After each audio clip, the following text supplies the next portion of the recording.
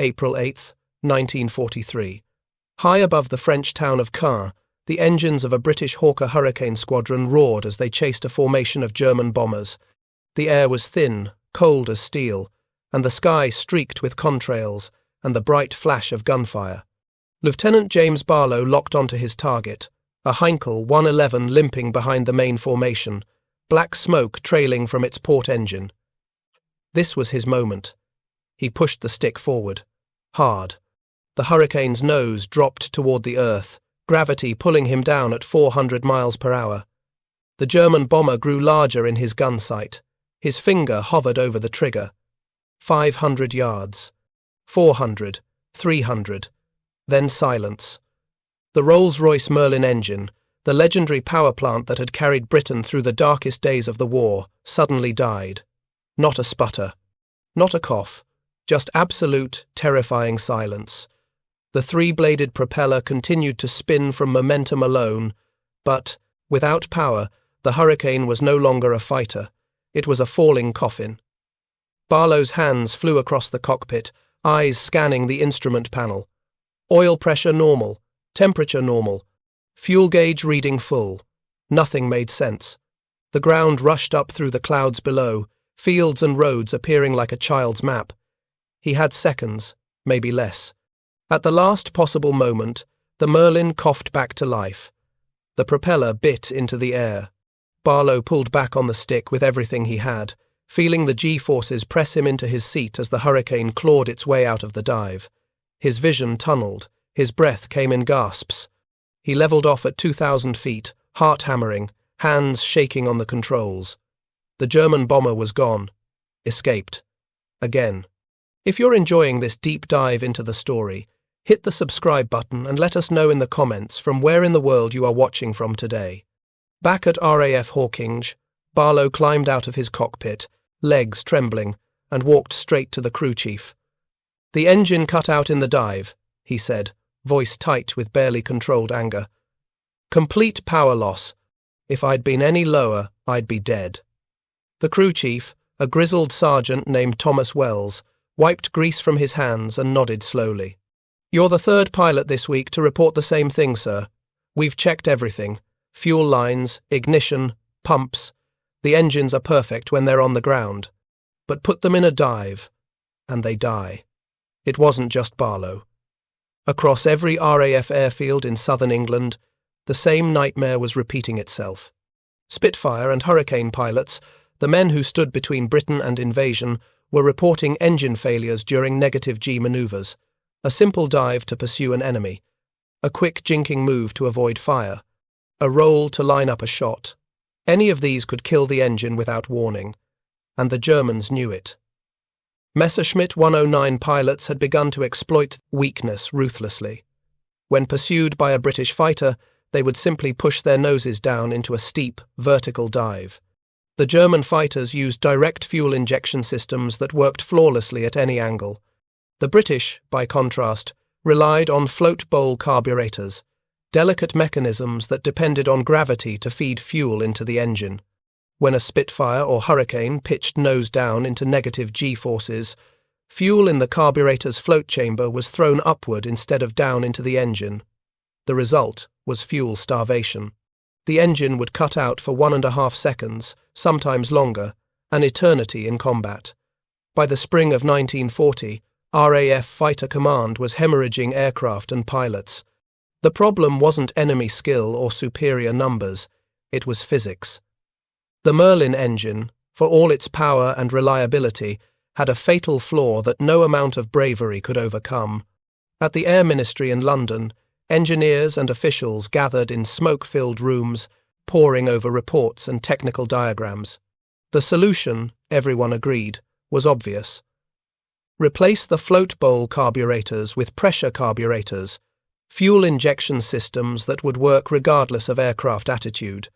Rolls-Royce had already begun designing such a system, but the redesign would take months, possibly a year. And even then, retrofitting hundreds of operational aircraft would require pulling them from frontline service for days or weeks at a time. Britain didn't have months. The Battle of Britain was intensifying. German bombers were crossing the Channel daily, targeting airfields, radar stations, and factories. Every Spitfire and Hurricane was desperately needed in the air, not sitting in a hangar awaiting an engine overhaul. The RAF needed a solution. Not someday. Now.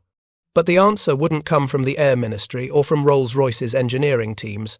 It would come from a woman who rode motorcycles at over 100 miles per hour, who had once strapped a supercharger to a Norton 500 and set speed records at Brooklands, and who understood engines not from textbooks but from the grease under her fingernails and the roar in her ears. Her name was Beatrice Schilling. Her colleagues called her Tilly. And she was about to save the Royal Air Force with an invention so simple, so brilliantly obvious, that afterward, everyone would wonder why no one had thought of it before. But before she could fix the problem, she had to understand it. And understanding it meant going back to the very beginning, to the summer of 1940, when the skies over Britain turned into a graveyard. June 19th, 1940. The war was 10 months old, and France had just fallen. German armoured divisions rolled through Paris unopposed. The British Expeditionary Force had evacuated from Dunkirk barely 3 weeks earlier, leaving behind nearly all its heavy equipment. Across the English Channel, Wehrmacht soldiers stood on the beaches of Calais, staring at the white cliffs of Dover, just 21 miles away. Britain stood alone. Prime Minister Winston Churchill addressed Parliament that afternoon. His voice, gravelly and defiant, echoed through the chamber. What General Weygand called the Battle of France is over. I expect that the Battle of Britain is about to begin. He was right. Within days, Luftwaffe reconnaissance planes began probing British radar defences. German bombers struck coastal convoys. Fighter sweeps tested RAF response times. It was clear to everyone what was coming. Hitler would invade, but first, he needed to destroy fighter command. The RAF had 2 legendary fighters to meet the threat, the Supermarine Spitfire and the Hawker Hurricane. Both were powered by the Rolls-Royce Merlin, a 12-cylinder, liquid-cooled engine that produced over 1,300 horsepower when running on 100-octane fuel with emergency boost. It was a masterpiece of British engineering, famous for its reliability and power. But the Merlin had been designed in the mid-1930s, when engineers believed air combat would take place in level flight or gentle manoeuvres. No one had anticipated the violent, twisting dogfights that would define the Battle of Britain, and no one had foreseen the problem with the carburetor. The Merlin used a Skinner's Union carb, type AVT-40, a float bowl design common in automobile and aircraft engines. Fuel entered a chamber containing a hollow brass float. As fuel filled the chamber, the float rose, closing a needle valve that shut off the fuel supply. When the engine consumed fuel, the float dropped, opening the valve again. It was a self-regulating system that worked beautifully as long as the aircraft remained relatively level. But introduce negative G-forces, and everything broke down. When a pilot pushed the stick forward into a dive, the aircraft and everyone in it experienced weightlessness for a fraction of a second, followed by negative Gs as the nose pitched down. Inside the carburetor, fuel that should have flowed downward into the engine was instead thrown upward to the top of the float chamber. The brass float, now surrounded by fuel on all sides, was forced to the bottom of the chamber. This opened the needle valve to maximum, flooding the carburetor with fuel. Meanwhile, the engine received almost nothing. The result was a rich mixture cut out. Too much fuel, not enough air. The engine would choke, sputter, and die. Black smoke would pour from the exhaust as unburned fuel flooded the cylinders. If the pilot held the dive for more than a second or two, the supercharger would drown in excess fuel, and the engine would shut down completely. RAF pilots learned to work around it. Instead of diving straight at an enemy, they would half-roll the aircraft first, inverting it so the negative Gs became positive, then pull through into a dive. It worked, but it added precious seconds to every engagement. Seconds that often meant the difference between a kill and an escape. The German pilots noticed. In July 1940, Luftwaffe intelligence reports began noting a curious pattern. British fighters were reluctant to follow Messerschmitts into steep dives. German pilots started using this tactically. When a Spitfire latched onto their tail, they would simply push the stick forward and drop like a stone. The Bf-109's Daimler-Benz engine, with its direct fuel injection, never missed a beat. The pursuing Spitfire, unable to follow without risking engine failure, would have to break off. At RAF Biggin Hill, squadron leader Peter Townsend watched his pilots return from patrol, their faces grim. "They're toying with us," one pilot said, yanking off his helmet. "Every time we get close, they dive away, and we can't follow. It's like they know." Townsend reported the problem up the chain of command. Similar reports flooded in from every fighter command station. The Air Ministry convened an emergency meeting. Engineers from Rolls-Royce attended. Everyone agreed something had to be done. But what? The Merlin's carburetor was not defective. It was simply being used in conditions it was never designed for. Replacing it would require a complete redesign of the fuel system, new parts, new tooling, new production lines. The timeline was measured in months, perhaps longer. "We don't have months," Air Chief Marshal Hugh Dowding said quietly. "We have weeks, maybe less." The room fell silent. Someone suggested restricting pilots from performing negative G maneuvers. The suggestion was met with derision. "You might as well tell them not to fly." Another proposed adding auxiliary fuel pumps to force fuel through the system even during negative Gs. The engineering challenges were enormous, and it would still require modifications to every aircraft. The meeting ended without resolution. The problem, it seemed, was unsolvable in the time available. But 30 miles southwest, at the Royal Aircraft Establishment in Farnborough, a 31-year-old engineer named Beatrice Schilling sat in her workshop, staring at a disassembled carburetor on her bench. She had been thinking about the problem for weeks. The solution, she believed, was staring everyone in the face. It just needed someone willing to see it. Beatrice Schilling was not supposed to be an engineer. She was born on March 8, 1909, in Waterlooville, Hampshire, the daughter of a butcher. In Edwardian England, young women of her class were expected to marry, raise children, and manage households. Engineering was a man's profession, technical and dirty, unsuitable for ladies. Tilly, as everyone called her, ignored all of it. At 14, she bought her first motorcycle, a battered Norton, and immediately began taking it apart to see how it worked. Her mother, horrified, discovered her daughter in the garden, covered in oil, surrounded by engine parts. "What are you doing?" she demanded. "Learning," Tilly replied, not looking up. Her mother, exasperated, showed her a pamphlet from the Women's Engineering Society. It was meant as a warning, a reminder of how few women entered such fields. Instead, Tilly saw it as permission. She applied to the University of Manchester to study electrical engineering. In 1932, she graduated as one of only 2 women in her class. The following year, she earned a master's degree in mechanical engineering. Her thesis focused on internal combustion engines, specifically the behavior of fuel-air mixtures under varying pressures. But Tilly's education didn't stop in classrooms. She raced motorcycles competitively, modifying engines, tuning carburetors, chasing speed with the same intensity she brought to her studies. In 1934, she entered a Norton M3500 at Brooklands, the legendary racing circuit south of London.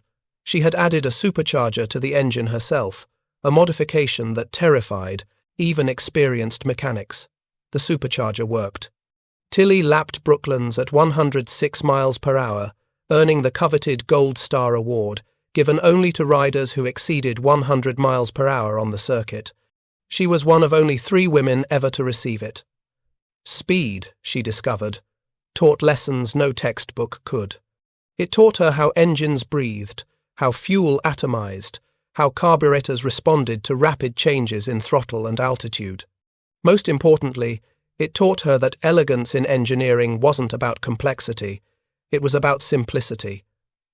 The best solutions were often the smallest. In 1936, the Royal Aircraft Establishment recruited her as a scientific officer. Her first assignment was in the technical publications department, writing manuals. Tilly hated it. She wanted to work with engines, not write about them. She pestered her supervisors until they relented and transferred her to the Engine Research Division. By November 1939, 2 months after the war began, she had been promoted to technical officer in charge of carburetor research and development. Her office was a converted storage room, cluttered with engine parts, fuel samples, and testing equipment. She spent her days disassembling carburetors, measuring fuel flow rates, calculating pressure differentials. When reports of the Merlin's negative G problem began arriving at Farnborough in the summer of 1940, they landed on Tilly Schilling's desk. She read them carefully. Pilots described engines cutting out during dives. Mechanics reported finding nothing wrong during post-flight inspections.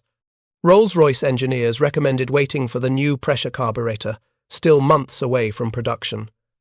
Tilly sat back in her chair, thinking. She had worked with carburetors her entire adult life. She understood their quirks, their limitations, their failure modes. The problem, as she saw it, wasn't the carburetor itself, it was the fuel, flow. During a negative G maneuver, fuel flooded the carburetor faster than the engine could consume it. The float couldn't regulate the flow because gravity wasn't working properly. But what if, instead of trying to fix the float mechanism, you simply restricted how much fuel could reach the carburetor in the first place? If you limited the maximum fuel flow to exactly what the engine needed at full power, flooding would become impossible. The float mechanism would become irrelevant. Negative Gs wouldn't matter because the fuel supply itself would be controlled upstream before it ever reached the carburetor. It was elegant, it was simple, and it could be installed without removing a single aircraft from service. She grabbed a piece of brass stock from her workbench and began sketching. The device would be nothing more than a disc, a flat washer with a precisely calculated hole drilled through the center. Insert it into the fuel line between the pump and the carburetor, and it would act as a restrictor, a physical limit on fuel flow. The trick was getting the hole size exactly right. Too large, and it wouldn't prevent flooding. Too small, and the engine wouldn't receive enough fuel for maximum power, robbing the aircraft of performance. Tilly spent the next 2 days calculating. She measured fuel consumption rates at various power settings. She factored in altitude, temperature, manifold pressure. She consulted her notes from Brooklands, from the supercharged Norton, from every carburetor she had ever tuned. Finally, she had her answer. The hole needed to be exactly 0.06 inches in diameter, 1/16 of an inch, no more, no less. She machined the first prototype herself, a brass disc slightly larger than a coin, with a perfectly drilled aperture in the center. It looked absurdly simple, laughably primitive. A child could have made it. But Tilly knew better. Sometimes the simplest solutions were the hardest to see. She took the restrictor to her supervisor, showing him the calculations, explaining the theory. He listened, skeptical at first, then intrigued. "You're saying this little piece of brass will fix the problem?" "It won't fix it," Tilly corrected. "It will prevent it. There's a difference. Can you test it?" She nodded. "I need an aircraft, and a pilot willing to try something new." Within a week, arrangements were made. A Hurricane from a nearby training squadron was made available. The test pilot, a veteran of the Battle of France, agreed immediately. Tilly installed the restrictor herself, threading it into the fuel line just aft of the fuel pump, securing it with standard fittings. The installation took less than 15 minutes. The test flight took place on a cold February morning in 1941. Tilly stood on the tarmac, watching as the Hurricane taxied to the runway. The Merlin engine sounded perfect, its characteristic growl echoing across the airfield. The pilot took off, climbed to 10,000 feet, and began the test sequence. Level flight first, checking power settings, then gentle dives, then steeper angles. Finally, the moment of truth. A full negative G pushover, the kind of maneuver that had killed dozens of engines. Tilly held her breath. The Hurricane's nose dropped. The engine note changed but didn't stop. The aircraft accelerated downward, pulled out smoothly, and climbed back to altitude. The pilot's voice crackled over the radio, excited and slightly breathless. "It works. The engine didn't miss a beat." Tilly allowed herself a small smile. When the Hurricane landed, the pilot climbed out, grinning. "Miss Schilling, I don't know what you did, but you just saved a lot of lives." She simply nodded. There wasn't time for celebration. There were hundreds of aircraft that needed the restrictor. Thousands, eventually. And the war wasn't waiting. By March 1941, Beatrice Schilling was travelling across England with a small team of technicians, visiting one RAF base after another. They carried boxes filled with brass restrictors, each one identical, each one precisely machined. At every airfield, they worked from dawn until midnight, installing the devices into Spitfires and Hurricanes, one aircraft at a time. Pilots watched with curiosity and skepticism. A piece of brass the size of a button? That was supposed to solve the problem? But after the first test flights, skepticism turned to astonishment. Then gratitude. The engines no longer cut out during dives. Pilots could pursue German fighters with confidence, knowing their Merlin wouldn't betray them at the critical moment. Word spread quickly. Mechanics began calling it Miss Schilling's Orifice, a cheeky nickname that made Tilly blush but also made her smile. The pilots had another name for it, the Tilly diaphragm. Officially, the Air Ministry designated it the RAE restrictor. Whatever the name, the effect was immediate and profound. RAF fighters could now match Messerschmitt 109s in combat maneuvers. The Germans' tactical advantage evaporated overnight. By mid-March, every frontline squadron in Fighter Command had been fitted with the restrictor. Production ramped up to equip reserve aircraft and training units. The total cost per aircraft? Approximately 3 pence worth of brass and 10 minutes of installation time. 3 pence. 10 minutes. And the balance of the air war shifted. If you find this story engaging, please take a moment to subscribe and enable notifications. It helps us continue producing in-depth content like this. May 15th, 1943. High above the French coast, a formation of Spitfire Mark 9s from 611 Squadron engaged a group of Focke-Wulf 190 fighters returning from a raid on southern England. The sky was a brilliant blue, streaked with contrails that marked the paths of twisting, turning aircraft locked in mortal combat. Flight Lieutenant Ralph Dickinson spotted a lone W-190 braking, away from the formation, trying to escape into cloud cover below. He rolled his Spitfire inverted and pushed the stick forward. Hard.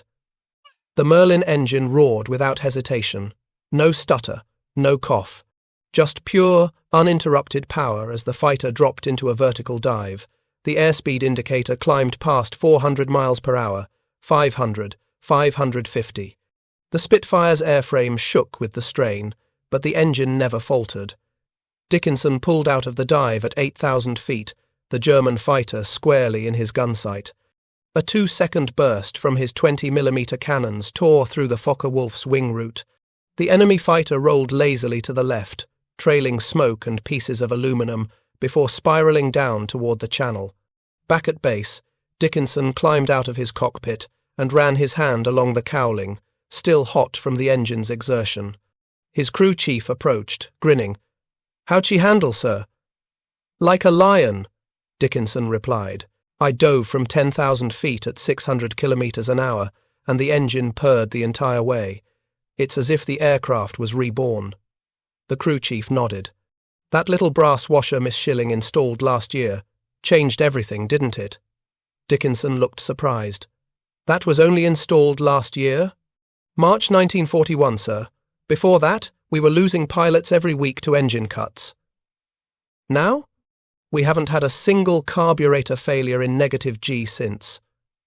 That day, 611 Squadron destroyed 14 German aircraft while losing only 2 of their own.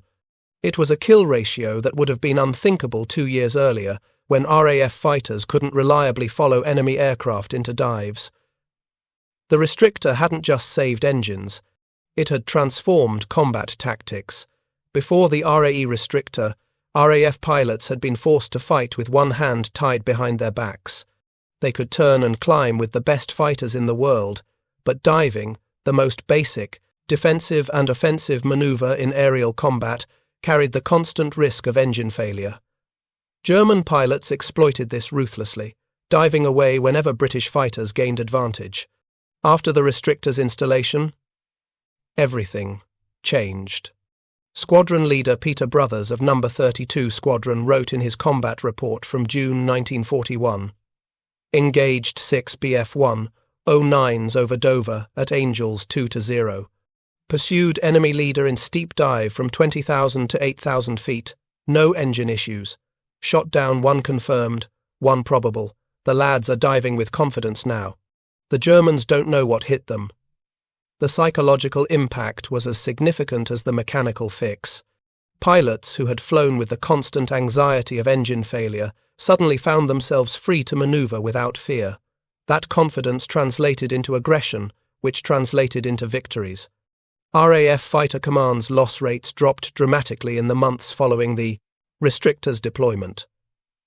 In the first quarter of 1941, before widespread installation, Fighter Command lost an average of 32 aircraft per week to all causes. By the second quarter, after installation, that number fell to 19 per week, despite increased combat operations. Not all of the reduction could be attributed to the restrictor, of course. Improved tactics, better radar coordination, and reinforcements all played roles. But pilots and mechanics knew the truth. The little brass disc had given them back their edge. At Luftwaffe airfields across occupied France, German intelligence officers struggled to understand what had changed. Intercepts of RAF radio communications revealed nothing unusual. Captured British pilots, when interrogated, mentioned no new aircraft or weapons. Yet suddenly, in the spring of 1941, RAF fighters were diving aggressively in combat, something they had rarely done before. Oberst Adolf Galland, one of Germany's top fighter aces and a brilliant tactical analyst, wrote in a report to Luftwaffe High Command in July 1941, "Enemy fighter tactics have become notably more aggressive in recent months. British pilots no longer hesitate to follow our aircraft into steep dives. Previous tactical advantages in vertical maneuvers appear to have been negated. Cause unknown." The cause remained unknown to the Germans because the restrictor was so simple that even captured Spitfires and Hurricanes didn't reveal its secret. It looked like a standard fuel line fitting. Unless you knew what you were looking for, you would never notice it. British intelligence, naturally, kept the innovation classified. Technical bulletins describing the restrictor were marked secret and distributed only to authorized personnel. German agents attempting to infiltrate RAF maintenance facilities were caught and arrested before they could identify the modification. The secrecy meant that, for most of the war, the story of Miss Schilling's orifice remained unknown outside RAF circles. Even within the service, credit was often given vaguely to RAE engineers without naming Beatrice specifically. It was wartime. Security demanded anonymity. But the pilots knew. The mechanics knew. And slowly, informally, the legend spread. By late 1941, photographs of Beatrice Schilling began appearing on workshop walls at RAF bases across Britain. Mechanics pinned them up next to pin-up girls and photographs of Churchill, with handwritten captions, "The lady who made diving safe," some added, "God bless Tilly." One particularly popular photo showed her astride her supercharged Norton motorcycle at Brooklands, goggles pushed up on her forehead, grinning at the camera. She looked fearless. Pilots said that was fitting.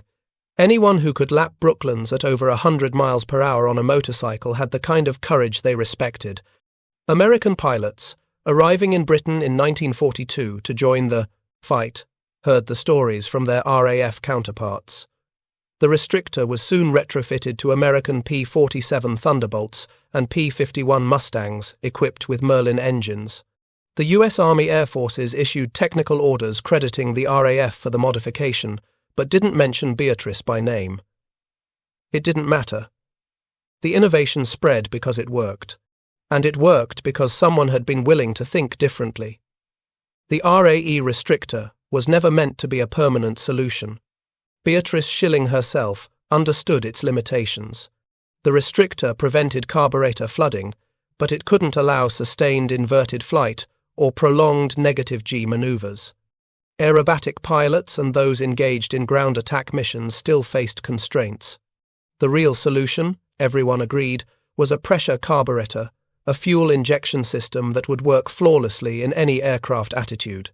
Rolls-Royce had been developing such a system since 1940, and by 1943, the Bendix-Stromberg pressure carburetor began appearing on new Merlin engines. The pressure carburetor eliminated the float bowl entirely. Fuel was delivered under constant pressure, metered precisely based on throttle position and manifold pressure. Gravity became irrelevant. An aircraft could fly upside down, sideways, or in a vertical climb, and the engine would receive exactly the fuel it needed. With the arrival of pressure carburetors, the RAE restrictor became obsolete. Maintenance crews removed them during engine overhauls, replacing them with standard fuel lines. By 1944, few operational aircraft still carried Miss Schilling's orifice. But the impact of those 3 years, from March 1941 to mid-1944, could not be erased. Historians later estimated that the restrictor contributed to saving hundreds of aircraft and pilots' lives during that critical period. Fighter Command's effectiveness improved measurably after its deployment. The psychological boost it provided, restoring pilot confidence at a time when morale was fragile, may have been just as important as the mechanical fix itself. Squadron leader Douglas Bader, the legendary RAF ace who flew with prosthetic legs, mentioned the restrictor in his post-war memoirs. "Before Tilley's fix," he wrote, "we flew, knowing that at any moment a dive could turn into a death spiral. After, we owned the sky. That little brass disc was worth its weight in gold. Hell, it was worth more. The cost-benefit ratio was staggering. Each restrictor cost approximately 3 pence to manufacture. Installation took 10 to 15 minutes. Total material cost for equipping the entire RAF Fighter Command? Less than £50 sterling. Compare that to the cost of a single Spitfire, approximately £9,500. Or the cost of training a pilot, months of instruction, thousands of pounds in fuel and resources. Or the strategic cost of losing air, superiority over Britain. 3 pence versus the survival of a nation. It wasn't even close. Beatrice Schilling didn't stop working after the restrictor's success. Throughout the war, she continued researching fuel systems, engine performance, and aeronautical engineering challenges. She contributed to dozens of projects, most of them classified, many of them still unrecognized decades later. After the war ended in 1945, Tilley remained at the Royal Aircraft Establishment. Her focus shifted to post-war challenges, jet engines, supersonic flight, and missile propulsion. She worked on the Blue Streak intermediate-range ballistic missile, Britain's attempt to maintain an independent nuclear deterrent. She researched the effects of wet runways on aircraft braking, work that improved safety at civilian airports worldwide. In 1949, she was made an Officer of the Order of the British Empire, one of the highest civilian honours in Britain. The citation mentioned, Distinguished Service in Aeronautical Engineering during the war. It didn't specify what that service entailed. Security classifications remained in effect. Tilley accepted the honour with her characteristic modesty. At the investiture ceremony, when asked about her wartime work, she simply said, "I did what needed to be done. Many others did far more." In 1956, she joined the Institution of Mechanical Engineers, adding the letters C.Eng for Chartered Engineer after her name. Her application specifically cited her contribution to the RAE restrictor, one of the first official acknowledgements of her role. She continued racing too. In her 50s, she competed in sports car races at Goodwood Circuit, driving a 1935 Lagonda with the same aggressive style that had characterized her motorcycle racing decades earlier. Mechanics marveled at her skill and fearlessness. At 60 years old, she still understood speed better than most people half her age. Throughout her career, Beatrice Schilling encountered discrimination that would have crushed someone with less determination. Some senior engineers refused to allow women in their offices. British law prohibited women from working night shifts, limiting her access to certain facilities. The RAE Senior Mess, the Officers' Club, banned women entirely until the 1960s. She never complained publicly.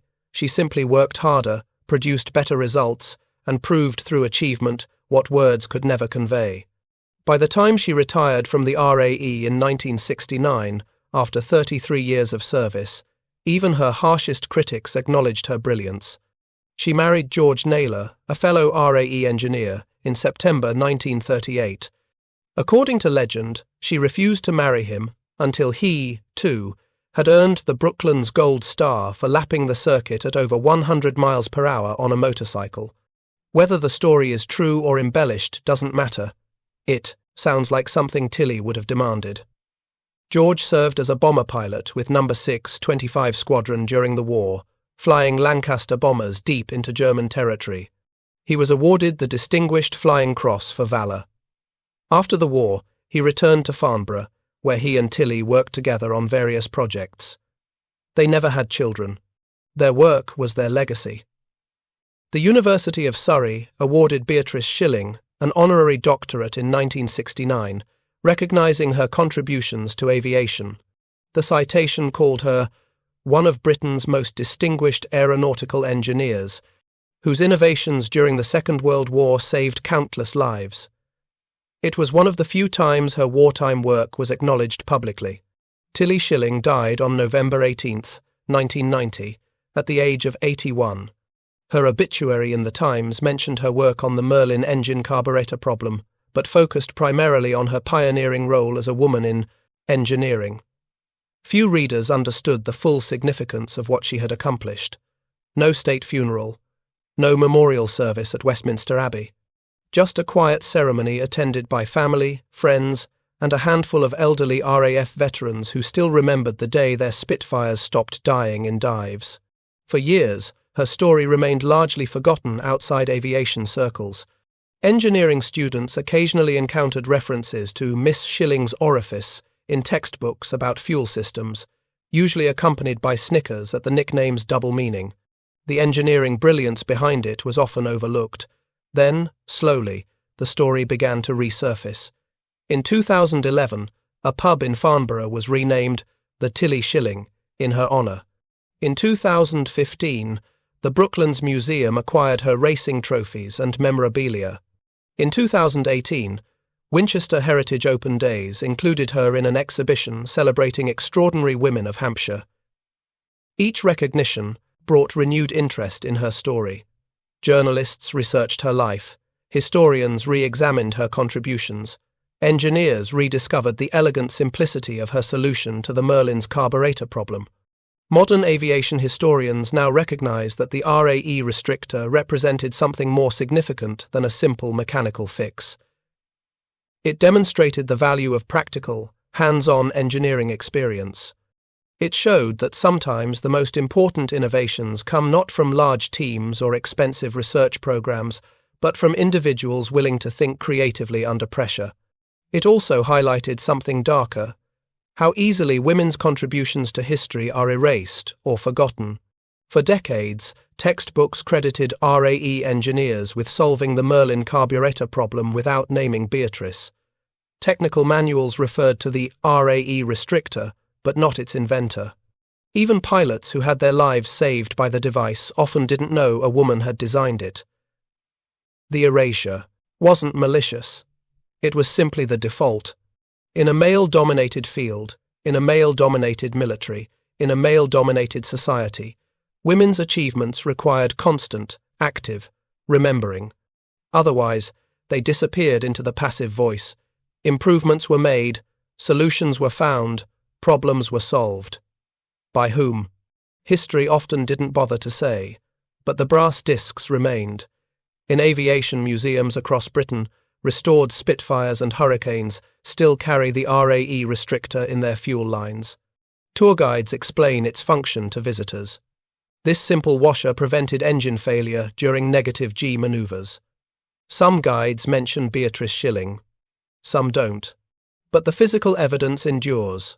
A small brass disc, barely visible among the tangle of fuel lines and hydraulic hoses that keep a Merlin engine running. 3p worth of brass. 10 minutes of installation time. And the difference between victory and defeat. May 10th, 2025. The Imperial War Museum, Duxford. A restored Spitfire, Mark 9, registration EN 398, sits in a hangar, its Merlin engine silent but still magnificent. Visitors walk around it, taking photographs, marvelling at the elliptical wings and the graceful lines that made it one of history's most beautiful aircraft. A docent, an elderly man wearing a Royal Air Force Benevolent Fund badge, stands beside the Spitfire, answering questions. A young engineering student asks about the Merlin engine's famous reliability. Well, the docent says, it wasn't always reliable. During the Battle of Britain and afterward, these engines had a serious problem. They would cut out during dives. Fuel starvation caused by negative G-forces. Killed a lot of pilots before someone figured out how to fix it. How did they fix it? The student asks. The docent walks to the port side of the aircraft and points to a spot just aft of the engine firewall where fuel lines disappear into the cowling. See that fitting there? Inside is a small brass disc with a hole drilled through it. It's called the RAE restrictor, designed by a woman engineer named Beatrice Schilling in 1941. Limited the fuel flow just enough to prevent flooding without starving the engine. That's it? The student asks, surprised. Just a disc with a hole? Just a disc with a hole, the docent confirms. Cost 3p, saved hundreds of aircraft, changed the entire air war over Europe. The student stares at the fuel line, trying to imagine the tiny component inside, the invisible innovation that had made such a difference. That's incredible, she finally says. Why haven't I heard of this before? Because history has a funny way of forgetting the people who actually make things work. We remember the pilots, the generals, the designers of famous aircraft. But the mechanic who fixes the engine, the engineer who solves the small problem that would otherwise kill everyone, they disappear, unless someone makes the effort to remember. He pauses, then adds, Beatrice Schilling was one of the most important engineers of the Second World War. She saved more lives than most of the aces we celebrate. She did it with a piece of brass and a brilliant understanding of how engines breathe.